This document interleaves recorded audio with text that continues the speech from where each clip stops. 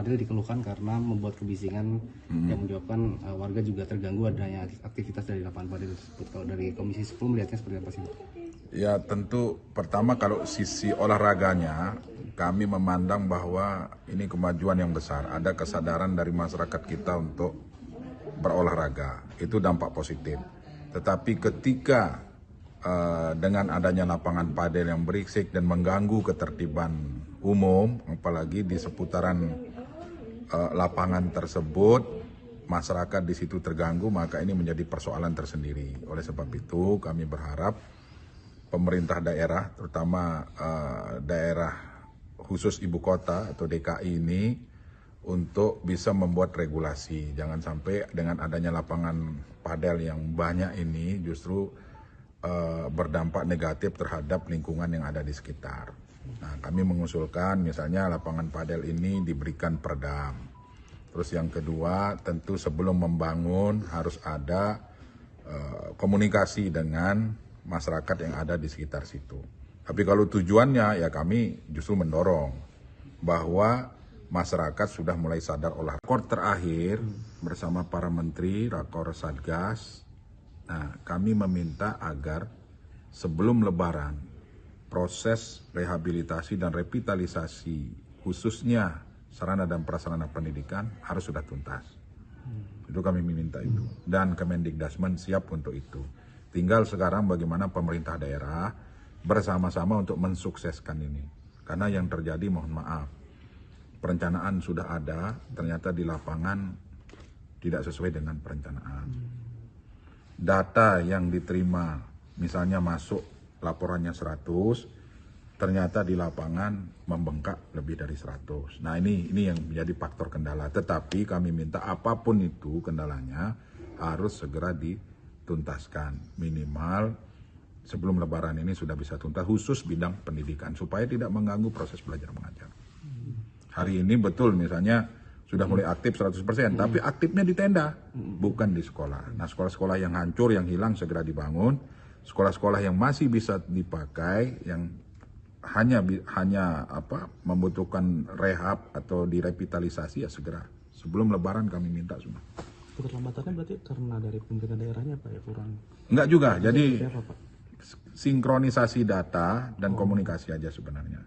Dan terutama kondisi lapangan, kan ternyata ketika mau dibangun hujan lagi, lumpur dan sebagainya, nah itu banyak faktor lah. Tetapi itu sudah kami sepakati di rakor kemarin dan semua sepakat yang hadir akan berupaya maksimal sebelum Lebaran sudah final, selesai, khusus bidang pendidikan. Gitu. Ya? Oke? Sebenarnya. Itu.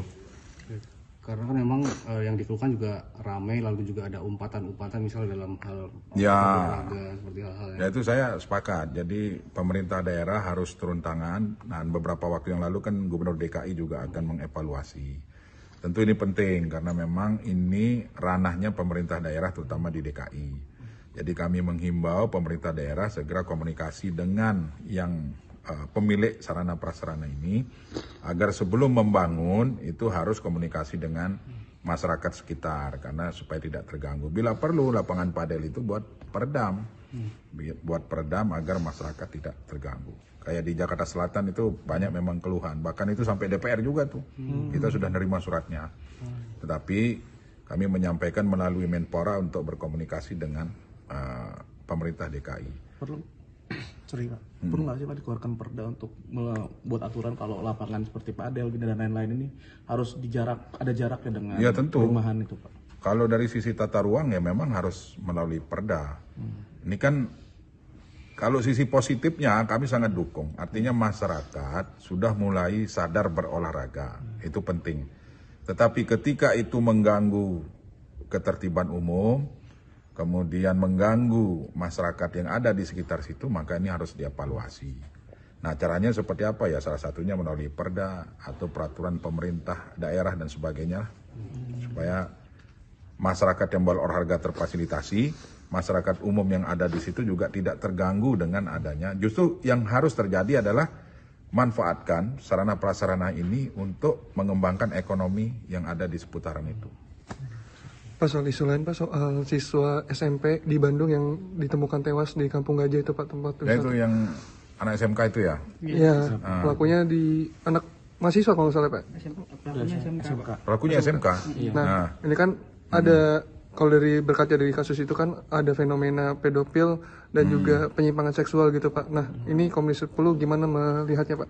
Ya itu tadi, jadi dunia pendidikan kita ini kan semakin kita benahi, muncul kasus-kasus baru lagi. Nah, oleh sebab itu antisipasi perlu dilakukan. Melalui apa? Salah satunya adalah pendidikan karakter. Pendidikan karakter ini menjadi penting, sehingga di Undang-Undang 20 tahun 2003, kami di Komisi 10 ini memasukkan itu menjadi salah satu pasal di dalam undang-undang tersebut. Tujuannya untuk apa ya? Untuk mencegah kekerasan yang terjadi di lingkungan sekolah seperti verbal, fisik maupun kekerasan seksual. Nah, ini ibaratnya gunung es ini. Ini ibaratnya mati satu tumbuh 1000. Nah, ini yang harus kita antisipasi. Sehingga kami berkoordinasi dengan Kementerian Pendidikan Dasar dan Menengah untuk melakukan langkah-langkah upaya-upaya preventif. Kemudian yang kedua, mempertegas regulasi. Hari ini sebenarnya nggak kurang regulasinya ini, ada semua, tetapi ternyata sosialisasi terhadap regulasi ini yang kurang. Satuan-satuan tugas yang ada di masing-masing sekolah ternyata belum berfungsi maksimal. Yang ketiga, peran orang tua menjadi sangat penting. Karena walau bagaimanapun tidak bisa dibebankan kepada sekolah saja. Peran orang tua menjadi sangat penting karena orang tua harus mengontrol pergaulan dari putra-putri mereka. Nah itu. Nah, yang terjadi hari ini di banyak tempat, kadang juga literasi digital menjadi sangat penting. Literasi digital ini menjadi sangat penting. Nah, disitulah fungsi kontrol orang tua itu tadi. Jadi agar di dalam melakukan atau menggunakan digital ini, menggunakan handphone, kemudian perangkat-perangkat digital yang lain harus disertai dengan literasi yang benar. Nah, kami juga di Komisi 10 meminta kementerian untuk sosialisasi tentang penggunaan digital yang benar melalui literasi digital itu. Tapi Pak, kalau misalkan sosialisasi gitu tanpa kayak misalkan pembatasan itu kan kayak terkesan ngambang. Hari ini sedang disusun terkait dengan pembatasan itu tadi. Seperti negara-negara lain misalnya, membatasi usia sekian atau usia anak sekolah. Dan di beberapa tempat kan sudah mulai nih, di beberapa daerah. Termasuk di Jawa Barat itu sudah mau memulai. Kemudian di mana terakhir itu di Riau itu sudah mau memulai. Nah, apakah ini berlaku secara nasional? Sedang dilakukan kajian. Itu. Karena tentu harus mengukur dampak positif dan negatifnya. Nah, masing-masing kasus ini tentu berbeda-beda. Itu ada karena pengaruh digital, ada karena pengaruh keluarga, ada karena pengaruh lingkungan. Nah, ini harus dipilah-pilah.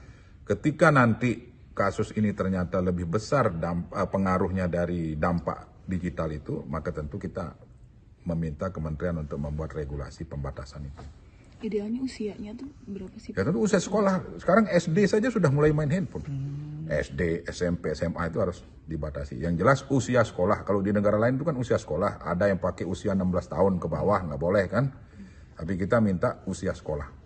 Itu beriringan dengan ini nggak sih Pak yang banyak penyebaran paham radikal di. Iya, itu juga jadi persoalan itu. Ketika sekarang sudah beralih ini target.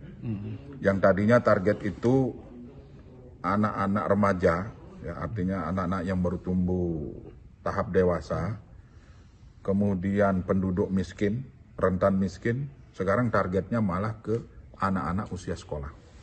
Kenapa anak-anak usia sekolah? Karena mereka lebih familiar dengan digitalisasi itu tadi. Itu salah satu dampak negatifnya. Oleh sebab itu, saya dan teman-teman di Komisi 10 itu mewanti-wanti, jangan sampai kita kecolongan lagi terkait dengan radikalisme ini. Stay updated. Info terkini masih banyak. Jangan lupa subscribe, like, dan share YouTube official OKZone. Dan selengkapnya ada di okezone.com.